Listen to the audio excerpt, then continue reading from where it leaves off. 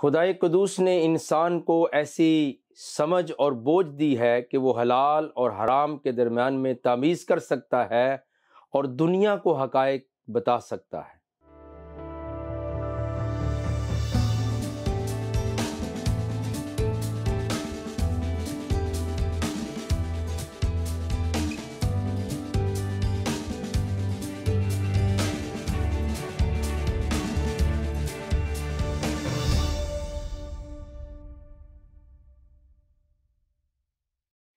Programme دوستی کا ہاتھ بھائی صدیق کے ساتھ میں ہوں آپ کا میزبان پاسٹر صدیق پال۔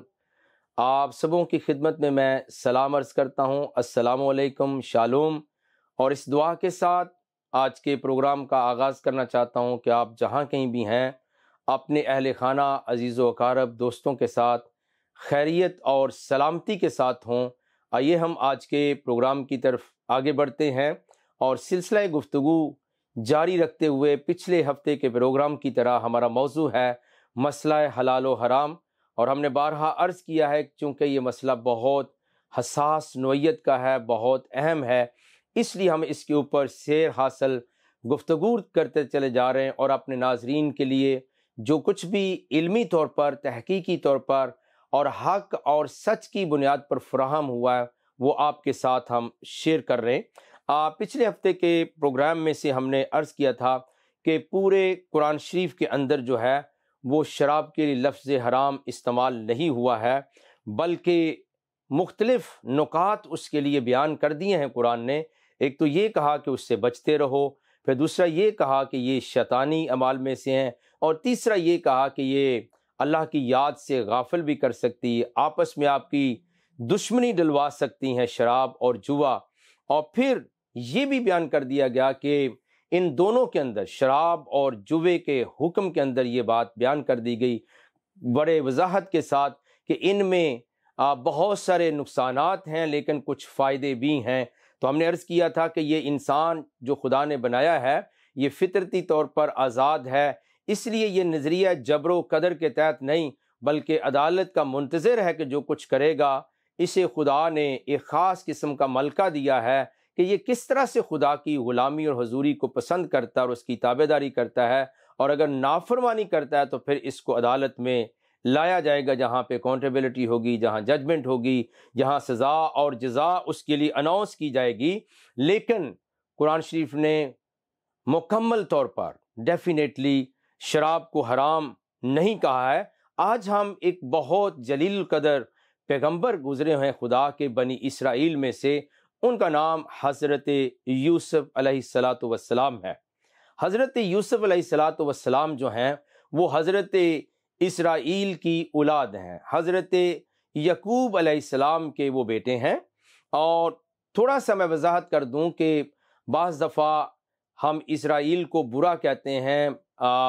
لعنت بھیجتے ہیں، گالیاں نکالتے ہیں، تو یاد رکھیے کہ اسرائیل ایک صرف ملک، شہر یا خطے کا نام نہیں ہے، بلکہ حضرت یعقوب علیہ السلام کا دوسرا نام جو ہے، لقب جو ہے وہ اسرائیل ہے۔ اسی طرح قرآن میں ایک سورہ ہے بنی اسرائیل، لیکن آج ہم سورہ یوسف میں سے دیکھتے ہیں کہ قرآن شریف میں ان کو ایک خواب بیان کرنے کا موقع ملا اور اس کے ساتھ شراب کا تذکرہ بھی ہے۔ تو ہم یہ جاننے کی کوشش کریں گے کہ کیا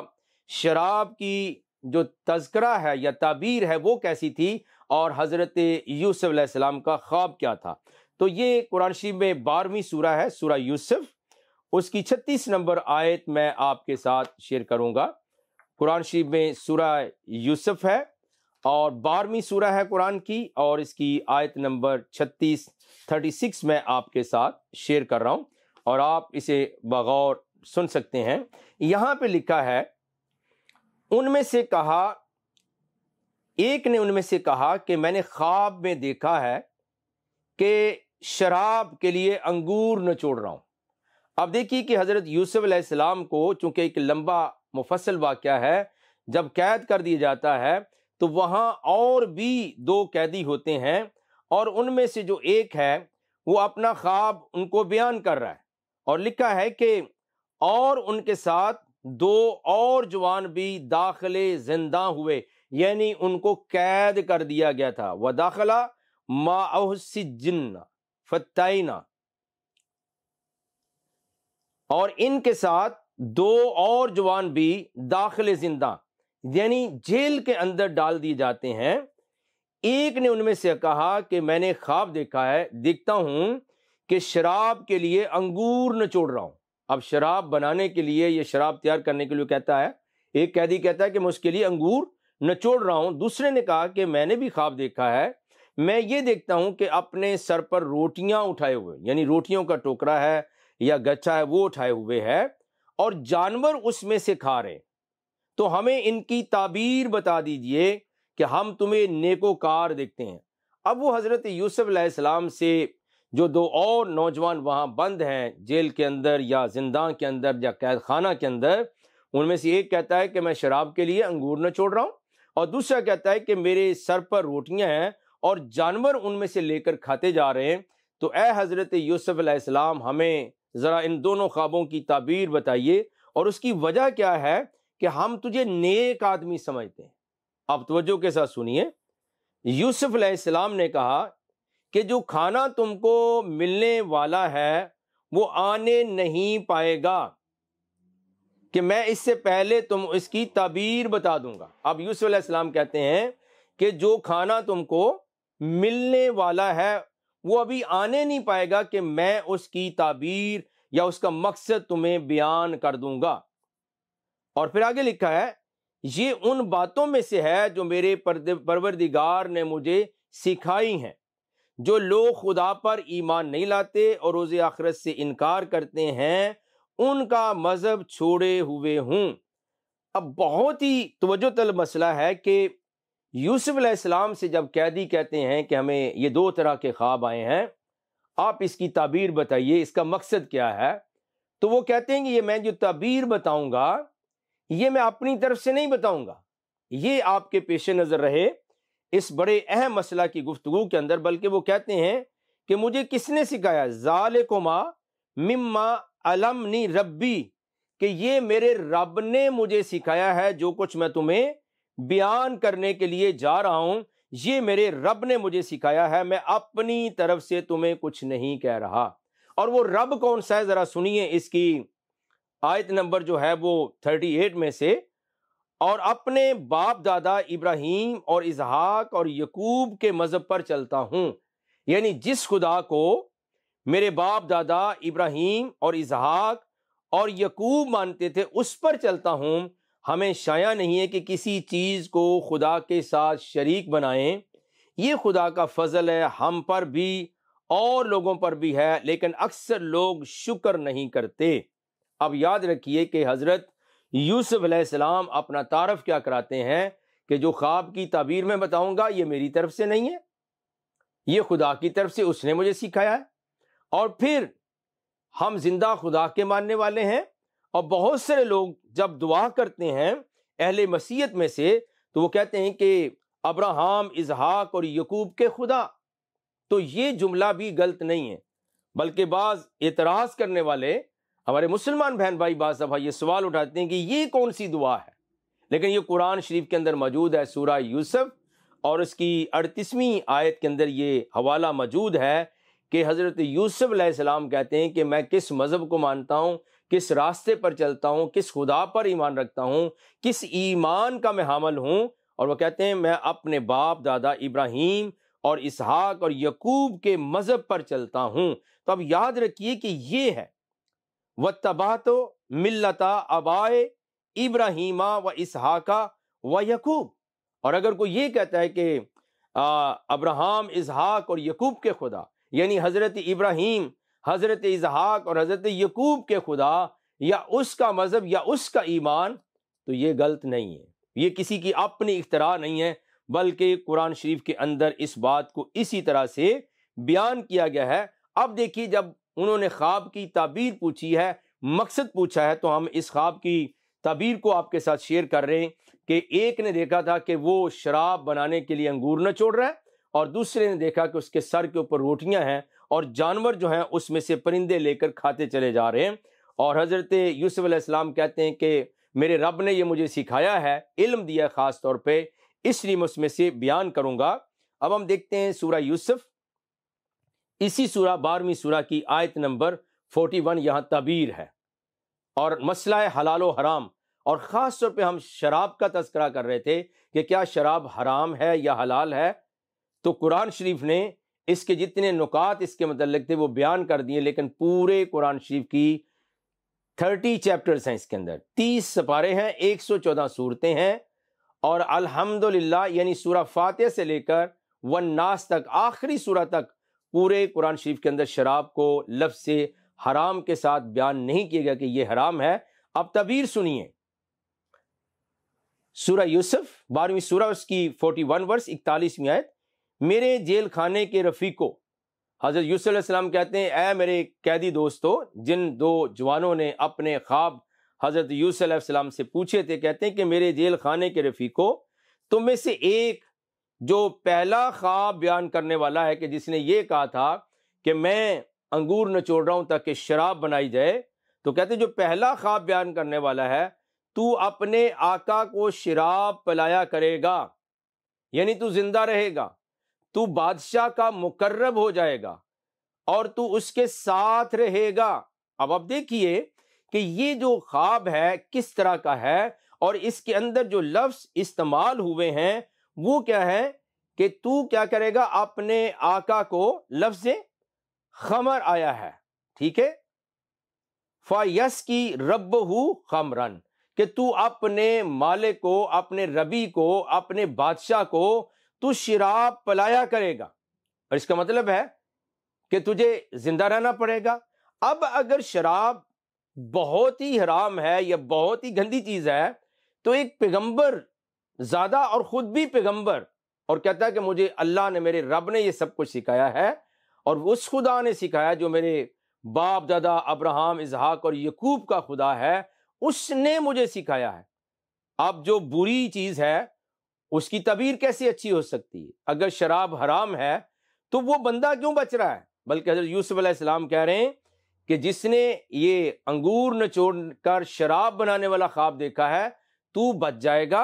اور تو اپنے آقا کا منظور نظر ہوگا، اس کو جام پلایا کرے گا، اس کو شراب پلایا کرے گا، اور جو دوسرا ہے وہ سولی دیا جائے گا، یعنی اس کو موت آ جائے گی، اور جانور اس کا سر کھا کر جائیں گے، یعنی جانور اس کا گوشت کھا لیں گے، جانور اس کا مغز کھا لیں گے، اس کا بھیجا کھا لیں گے۔ جو امر تم مجھ سے پوچھتے تھے وہ فیصل ہو چکا ہے، یعنی اس کا فیصلہ ہو چکا ہے، اور یاد رکھیے کہ یہ خواب پھر پورا ہوا۔ تو ہم نے یہ حوالہ اس لیے قرآن شریف سے آپ کے ساتھ شیئر کیا ناظرین، کہ آپ دیکھیں کہ حضرت یوسف علیہ السلام ایک اول العزم پیغمبر ہیں، بلکہ پیغمبر کے بیٹے بھی ہیں، اور ان کو ان کے رب نے سکھایا ہے، اور کون سا رب؟ جو ابراہیم، اسحاق اور یعقوب کا خدا ہے، وہ سکھاتا ہے، اور وہ آپ خواب کی تعبیر بیان کرتے ہیں۔ اب دیکھیے، اگر شراب بالکل حرام تھی تو اللہ نے اس کی تعبیر ان کو کیا بتائی کہ شراب جو پلائے گا یا جو بنائے گا وہ بچ جائے گا۔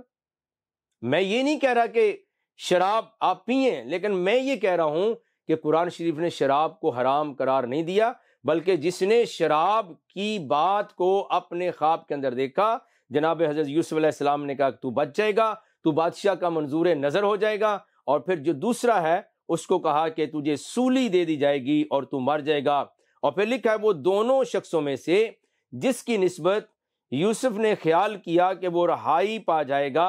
اس سے کہ اپنے آقا سے میرا ذکر بھی کرنا۔ اب وہ دونوں شخصوں میں سے جس شخص نے شراب کے متعلق خواب دیکھی تھی، یوسف علیہ السلام کہتے ہیں کہ چونکہ وہ رہائی پا جائے گا، وہ بادشاہ کا منظور نظر ہوگا، تو کہتے ہیں اپنے بادشاہ سے، اپنے آقا سے میرا بھی ذکر کرنا، لیکن شیطان نے ان کا اپنے آقا سے ذکر کرنا بھلا دیا، اور یوسف کئی برس جیل خانے میں رہے، اور بادشاہ نے کہا کہ میں نے خواب دیکھتا ہوں کہ 7 موٹی گائیں جن کو 7 دبلی گائیں کھا رہی ہیں، اور 7 خوشے سبز ہیں اور 7 خشک۔ اے سردارو، اگر تم خوابوں کی تعبیر دے سکتے ہو تو مجھے میرے خواب کی تعبیر بتاؤ۔ یہ آگے لمبا قصہ ہے کہ ایک دفعہ پھر بادشاہ خواب دیکھتا ہے کہ میں یہ خواب میں دیکھ رہا ہوں، لیکن وہ کیا کہتے ہیں کہ نہیں، ہم تو نہیں بتا سکتے، دیگر جو سردار، جو ملک تھے وہاں پر، لیکن وہ کہتے ہیں کہ ایک شخص ہے وہاں پر، اور یاد رکھی جائے بات کہ یہ تجربہ جو ہے کس نے بیان کیا؟ اب وہ شخص جو دونوں قیدیوں میں سے رہائی پا گیا تھا اور جسے مدت کے بعد وہ بات یاد آ گئی، بول اٹھا کہ میں آپ کو اس کی تعبیر بتلاتا ہوں، مجھے جیل خانے میں جانے کی اجازت دی جائے۔ اب بادشاہ کو جو خواب آتا ہے، اور جو بندہ شراب والی بات کے اوپر رہا ہوا تھا، یعنی اس کی تعبیر یہ تھی کہ شراب کے لیے میں انگور نچوڑ رہا ہوں، وہ رہائی پا گیا تھا، یوسف علیہ السلام کی طرف رجوع کرتا ہے کہ بادشاہ کو کہتا تیرے خواب کی تعبیر کوئی اور نہیں بتا سکتا، لیکن ایک ہے پیغمبر زادہ، ایک ہے نبی زادہ، ایک ہے حضرت یعقوب علیہ السلام کا بیٹا جو حضرت ابراہیم، اسحاق اور یعقوب کے خدا کا ماننے والا، وہ تعبیر بتا سکتا ہے۔ اور پھر قرآن میں آگے لمبی تفسیر موجود ہے کہ حضرت یوسف علیہ السلام نے اس خواب کی تعبیر بھی بتا دی اور آپ سرفراز ہوئے، آپ اعلیٰ عہدے تک پہنچے۔ تو گویا میں عرض یہ کرنا چاہتا ہوں کہ یاد رکھیے، قرآن شریف کی نظر سے اب تک جو مسئلہ ہے حلال و حرام کے تحت ایک اہم نقطہ ہم ڈسکس کر رہے تھے، موضوع بحث کر رہے تھے کہ شراب حلال ہے یا حرام ہے۔ تو ہم نے دیکھا ہے کہ پورے قرآن میں ایک تو شراب کے لیے لفظ حرام استعمال نہیں ہوا، اور جو نکات، جو باتیں قرآن شریف نے بیان کی ہیں وہ ہم نے آپ کے ساتھ شیئر کر دی تھیں، بلکہ ایک دلچسپ صورتحال ہم نے آپ کے ساتھ شیئر کی ہے کہ آپ دیکھیے کہ حضرت یوسف علیہ السلام کے ساتھ شراب کے دیکھے جانے کا یا انگور نچوڑنے کا واقعہ پیش کیا گیا، تو نہ تو حضرت یوسف نے کہا تو نے حرام چیز کا ذکر کیوں کیا، انہوں نے بھی نہیں کہا، حالانکہ وہ کہتے ہیں مجھے میرے رب نے یہ سارے باتیں سکھائی ہیں، اور وہ کتنے مقدس فیملی سے ہیں کہ حضرت ابراہیم، اسحاق اور یعقوب کی اولاد میں سے ہیں، اور نہ ہی وہ کہتے ہیں کہ مجھ سے اس کی تعبیر نہ پوچھو، استغفر اللہ، یہ تو حرام ہے، یہ تو بہت بری چیز ہے۔ انہوں نے بلکہ اس کی تعبیر یہ بتائی کہ تو بچ جائے گا اور تو بادشاہ کو شراب پلایا کرے گا، یعنی اس کا منظور نظر ہو جائے گا اور وہ شخص رہائی پائے گا۔ پیارے ناظرین، پیارے دوستوں، بہنوں اور بھائیوں، چونکہ یہ مسئلہ اہمیت کا حامل ہے، اس لیے ہم نے ہر اینڈ سے، ہر سائڈ سے کوشش کی ہے کہ ہم اس کے اوپر گفتگو کریں تاکہ ہمیں پتہ چل سکے کہ بنیادی طور پر جو لوگ کہتے ہیں وہ کیا ہے، اور جو کتب کے اندر درج ہے، یعنی مذہبی کتابیں ہمیں بتاتی ہیں ان ریٹن، لکھا ہوا، وہ کیا ہے۔ آپ نے جیسے پورے بیان کو سنا ہے، پوری گفتگو کو آپ ملاحظہ کر رہے ہیں اور اس پروگرام کو آپ دیکھ رہے ہیں اپنی فیملی کے ساتھ، دوستوں کے ساتھ، تو پلیز آپ کبھی بھی شرم نہ کیجیے، آپ جو سچ کی بات ہے اس سے ضرور بتایا کریں۔ اگر آپ نہیں بتاتے ہیں تو آپ علمی خیانت کرتے ہیں، اور جب آپ علمی خیانت کرتے ہیں، آپ حق کو چھپا لیتے ہیں، تو آپ کو پتہ کیا ہوتا ہے؟ پھر بہت سارے لوگ ظلم کی چکی میں پس جاتے ہیں کیونکہ آپ حق بات نہیں کہتے، اور جن کو معلوم نہیں ہوتا ہے وہ ان کو ستاتے ہیں، وہ ان کو سزا دیتے ہیں۔ گویا پروگرام دوستی کا ہاتھ بھائی صدیق کے ساتھ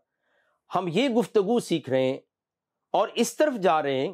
کہ ہمیں وہ باتیں بیان کرنی ہیں جو مذاہب کی کتب کے اندر درج ہیں، لکھی گئی ہیں، اور جو درج نہیں ہیں وہ کسی انسان کا اپنی ایزمپشن ہو سکتی ہے، اس کا اپنا خیال ہو سکتا ہے،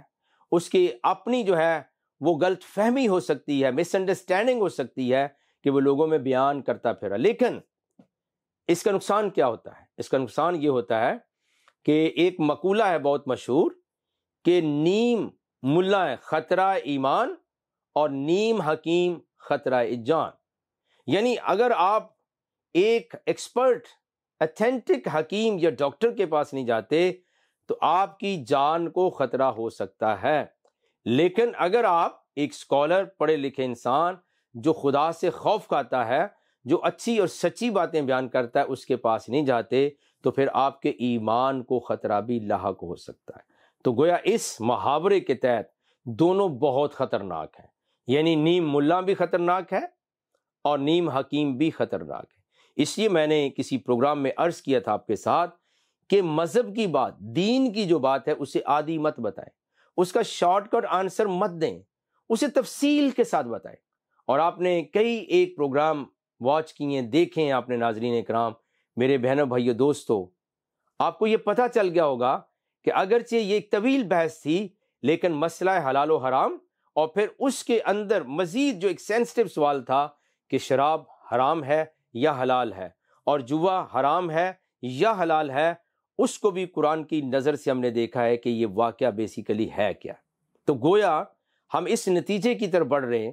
کہ بہت ساری ایسی باتیں ہیں جو لوگوں کا اپنا ذہنی مواد ہے،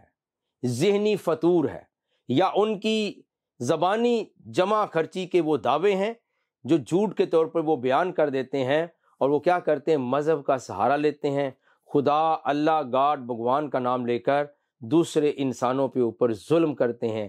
قید لگاتے ہیں، پابندی لگاتے ہیں، ان کو ستاتے ہیں، ان کو ناحق جو ہے وہ ٹارچر کیا جاتا ہے،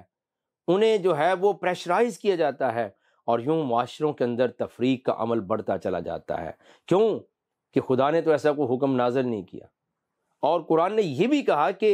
جو جو چیزیں حرام تھیں وہ تو اللہ نے ایک ایک کر کے بیان کر دی ہے، اور جس کے ساتھ حرام کا لفظ نہیں آیا ہے۔ اب کوئی انسان مجھے بتائیے، اگر میرے اس وقت جو ناظرین ہیں وہ محمد اسلم صاحب ہیں، مفتی صاحب ہیں، مولوی صاحب ہیں، حافظ صاحب ہیں، قاری صاحب ہیں، تو انہیں تو یقیناً بہت پتہ ہوگا کہ جسے اللہ حرام قرار نہیں دے سکتا، کیا ہم اس کو حرام قرار دے سکتے ہیں؟ جسے اللہ حلال قرار نہیں دیتا، کیا ہم اسے حلال قرار دے سکتے ہیں؟ نہ ہم حرام کو حلال کہہ سکتے ہیں، نہ ہی حلال کو ہم حرام قرار دے سکتے ہیں۔ یہ طاقت کس کے پاس ہے؟ یہ اللہ کے پاس ہے، یہ رب العالمین کے پاس ہے، یہ خدائے قدوس کے پاس ہے، یہ زندہ خدا کے پاس ہے، اور کسی کے پاس نہیں۔ ایون کسی پیغمبر کے پاس بھی یہ اختیار نہیں ہے۔ یاد رکھیے کہ وہ حرام کو حلال کر دے، اور پھر حرام کو حلال کر دے اور حرام کو حلال کر دے، یا اس کے متضاد کر دے کہ حلال کو حرام یا پھر حرام کو حلال قرار دے۔ ایسا کوئی نہیں کر سکتا۔ یہ اختیار کس کے پاس ہے؟ اللہ تعالیٰ کے پاس ہے، خدائے قدوس کے پاس ہے، رب العالمین کے پاس ہے۔ تو جو کوئی انسان پھر اپنی طرف سے باتیں کرتا ہے، یعنی اگر حلال کو وہ حرام کہتا ہے، گناہ کرتا ہے، اگر حرام کو حلال کہتا ہے، پھر بھی گناہ کرتا ہے۔ تو یہ بہت ہی سنگین معاملہ ہے، بلکہ یہ اللہ کی گستاخی ہے، یہ خدا کی نافرمانی ہے، یہ حد سے بڑھ جانا ہے، بلکہ اپنے آپ کو اس زمین پر خود ساختہ خدا بنانے کا دعویٰ ہے، جو کہ خدا کو کبھی پسند نہیں ہے، اور خدا کا مقابلہ ہم نہیں کر سکتے ہیں، خدا کے مقابلے میں ہم نہیں آ سکتے ہیں، کیونکہ وہ خالق ہے اور ہم اس کی ادنا مخلوق ہیں۔ لیکن اس مخلوق کو، انسان کو، خدا نے اپنی صورت اور شبیہ پر بنایا۔ کلام مقدس کے اندر یہ بات زبردست طریقے سے موجود ہے کہ خدا نے انسان کو، حضرت انسان کو اپنی صورت اور شبیہ پر بنایا ہے۔ تو یہ انسان اشرف المخلوقات ہے، لیکن اب اس انسان کی زندگی کا مقصد کیا ہے؟ حضرت سلیمان علیہ السلام کے لیے بائبل مقدس میں، کتاب مقدس میں درج ہے، وہ فرماتے ہیں وائز کی کتاب کے اندر کہ اب سب کچھ سنا گیا ہے، اور اس کا حاصل کیا ہے کہ ہم، انسان کا جو فرض کلی ہے وہ یہ ہے کہ ہم خدا کی بات کو مانیں، اس سے ڈرتے رہیں اور اچھی زندگی بسر کریں۔ اگر یہ نہ ہو تو پھر حیوان اور انسان کے اندر کیا فرق نظر آتا ہے؟ تو ہم اس نتیجے کو اہمیت دیتے ہیں جو قرآن شریف کی روح سے ہے، کہ جو حلال ہے وہ حلال ہے، جو حرام ہے وہ حرام ہے، لیکن آپ حرام کو حلال نہیں کہہ سکتے اور حلال کو حرام قرار نہیں دے سکتے۔ اور جیسا کہ ہم پورا قرآن شریف اگر پڑھ جائیں تو نبی چونکہ خدا کے تابع ہوتے ہیں، پیغمبر، رسول، سب خدا کے تابع ہیں، اللہ کے تابع ہیں۔ کوئی نبی اور رسول بھی یہ اختیار نہیں رکھتا ہے کہ وہ چیزوں کو ادھر سے ادھر کر دے، ادھر سے ادھر کر دے، بلکہ جو کچھ ان کے لیے خدا کی وحی ہوتی ہے، وہ خدا کے حکم کے پابند ہوتے ہیں، وہی وہ ان سے بیان کر سکتے ہیں، اس سے آگے نہیں بڑھ سکتے، کیونکہ قرآن شریف میں یہ بیان کیا ہے کہ جو حد سے آگے بڑھے گا اللہ اسے اپنا دوست نہیں رکھتا ہے، اللہ اس کے ساتھ اپنا پیار ظاہر نہیں کرتا ہے۔ تو پیارے ناظرین، پیارے بہنوں، بھائی اور دوستو، ہم نے مفصل طریقے سے سنا ہے کہ خواب کی تعبیر جو حضرت یوسف علیہ السلام نے بتائی، اس کے اندر تذکرہ شراب کا آیا ہے، خمر کا آیا ہے، یعنی یہ میسرہ، خمر و میسر یعنی شراب اور جوے کی بات جو کی گئی ہے، تو اس میں ایک کا تذکرہ آیا، وہ کہتے ہیں میں شراب کے لیے انگور نچوڑ رہا ہوں، وہ رہا بھی ہوا اور پھر اسے بادشاہ کی قربت بھی مل گئی، اور پھر وہی قیدی جو ہے وہ جا کے بادشاہ کو بتاتا ہے کہ اب جو تجھے خواب ایک اور آیا ہے، تو اس دربار میں، تیری سلطنت میں کوئی ایسا سردار اور صاحب حکمت نہیں جو تیری خواب کی تعبیر بیان کرے، بلکہ مجھے جیل میں جانے دے، وہاں ایک شخص موجود ہے اور وہ حضرت یوسف علیہ السلام کو جا کر دوبارہ کہتا ہے، اور وہی بات جو قرآن کے مطابق یوسف علیہ السلام کی رہائی کا فیصلہ کر دیتی ہے، اور وہ بھی ایک اعلیٰ عہدے پر فائز ہو جاتے ہیں۔ میری درخواست ہوگی دونوں طرف کے پیارے دوستوں سے، بہن بھائیوں سے، عالم مسیحیت اور عالم اسلام کے لوگوں سے بھی، کہ پلیز آپ وہ باتیں نہ کریں جو مذہبی کتابوں کے اندر درج نہیں ہیں۔ ہم خود سے شارح اور اس کے مفسر نہ بنیں، بلکہ علمی دیانتداری کو ہم رواج دیں کہ جتنا کچھ بیان ہوا ہے وہی کہیں۔ اس لیے حضور المسیح خداوند یسوع المسیح نے اپنی انجیل مقدس کے اندر متی کی معرفت جو انجیلی بیان ہے اس کے اندر ایک خاص بات آپ نے ارشاد فرمائی کہ ہمیں سلسلہ گفتگو کس طرح سے کرنا چاہیے اور ہماری زبان کے اوپر ہمارا کنٹرول کیسے ہونا چاہیے۔ یہ زبردست بات ہے جو کہ متی کی انجیل شریف اور اس کے 5ویں باب کی آیت نمبر 33 سے لے کر 37 تک میں آپ کے ساتھ پڑھتا ہوں۔ آیت نمبر 33 سے لے کر 37 تک۔ پھر تم سن چکے ہو کہ اگلوں سے کہا گیا تھا کہ جھوٹی قسم نہ کھانا، بلکہ اپنی قسمیں خداوند کے لیے پوری کرنا۔ لیکن میں تم سے یہ کہتا ہوں کہ بالکل قسم نہ کھانا، نہ تو آسمان کی کیونکہ وہ خدا کا تخت ہے، نہ زمین کی کیونکہ وہ اس کے پاؤں کی چوکی ہے، نہ یروشلم کی کیونکہ وہ بزرگ بادشاہ کا شہر ہے، نہ اپنے سر کی قسم کھانا کیونکہ تو ایک بال کو بھی سفید یا کالا نہیں کر سکتا۔ اور خاص طور پہ آپ نے ارشاد فرمایا بلکہ تمہارا کلام ہاں ہاں یا نہیں نہیں ہو، کیونکہ جو اس سے زیادہ ہے وہ بدی سے ہے۔ سیدنا حضور المسیح خداوند یسوع مسیح ارشاد فرماتے ہیں کہ ہمیں جب گفتگو کرنی ہو تو پوری دیانتداری کے ساتھ، یا تو ہمارا کلام ہاں ہاں میں ہو یعنی جو صحیح وہ کریں، یا نانا میں ہو جو اس سے آگے ہے، اپنی طرف سے باتیں لگا کے مکس کر کے بتانا دین کے متعلق، اسلام کے متعلق، مسیحیت کے متعلق، بائبل مقدس کے متعلق، قرآن شریف کے متعلق، وہ ٹھیک نہیں ہے۔ بلکہ آپ کا معیار اور کردار یہ ہونا چاہیے کہ آپ سچ بات کو دنیا کے اندر عام کر دیں۔ لیکن یہ کب ہوگا؟ جب ہم پڑھیں گے، مطالعہ کریں گے، اور خدا ہمیں توفیق دے گا کہ ہم پوری دنیا کو امن کا گہوارہ بنا دیں۔ آئیے ہم دعا مانگیں۔ حی القیوم خدا، قادر مطلق خدا، مقدس حضرت ابراہیم، اسحاق اور یعقوب کے خدا، یوسف کے خدا، میں آپ کا شکریہ ادا کرتا ہوں، اپنے تمام بہن بھائیوں ناظرین کرام کے ساتھ مل کر دعائے خیر کرتا ہوں کہ تیرے اس کلام کو، تیری سندر باتوں کو سننے والوں کے دل منور ہو جائیں، ان کی جائز ضرورتیں، حاجات اور دعائیہ درخواستیں تیری حضوری میں مقبول ٹھہریں۔ تو ہم سب کو برکت دے اور اس پروگرام کو دوسروں کے لیے نجات کا ذریعہ بنا دے۔ یہ دعا ہم سیدنا حضور المسیح خداوند یسوع المسیح کے نام سے مانگتے اور پا لیتے ہیں، آمین۔ ناظرین، آپ کا بے حد شکریہ، آپ نے اپنے قیمتی وقت میں سے وقت نکال کر اس پروگرام کو ملاحظہ کیا۔ اگلے ہفتے تک کے لیے میں اجازت چاہتا ہوں، اس ایمان کے ساتھ کہ خداوند کی حضوری میں یہ پروگرام آپ کے لیے باعث برکت ہے۔ خدا حافظ۔